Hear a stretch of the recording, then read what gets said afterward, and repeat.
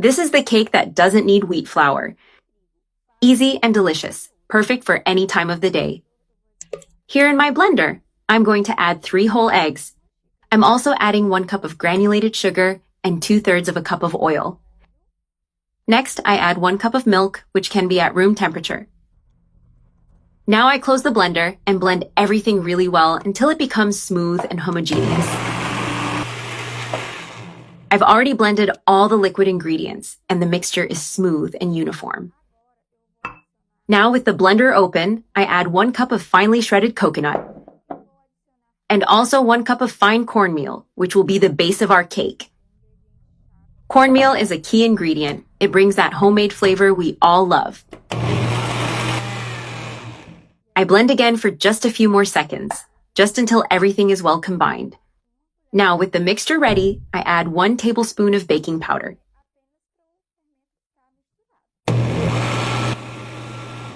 I give it a quick blend just to incorporate the baking powder into the mixture.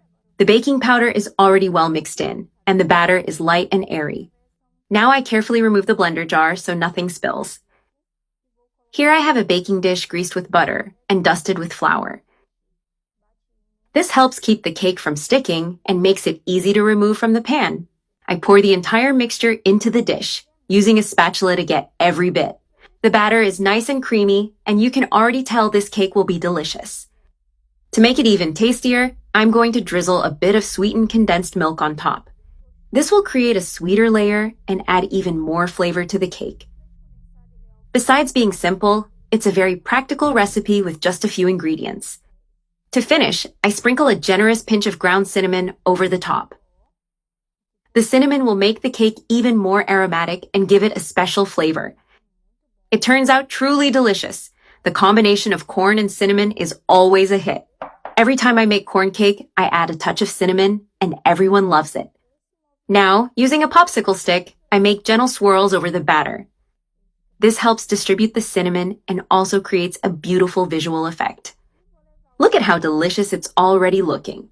Now I place it in a preheated oven at 400 degrees Fahrenheit and bake for 30 minutes.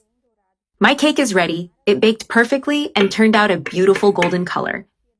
Now I'm going to cut a slice of this cake that doesn't use wheat flour. The texture is super fluffy and incredibly creamy thanks to the sweetened condensed milk.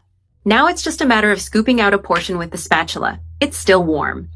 I carefully lift it from the bottom to serve it nicely on the plate. Just look at how delightful this cake looks, with that smell that reminds us of Grandma's house. Even without wheat flour, it turned out light, soft, and very tasty. I place it here on my plate, and now it's time to enjoy this wonderful corn cake.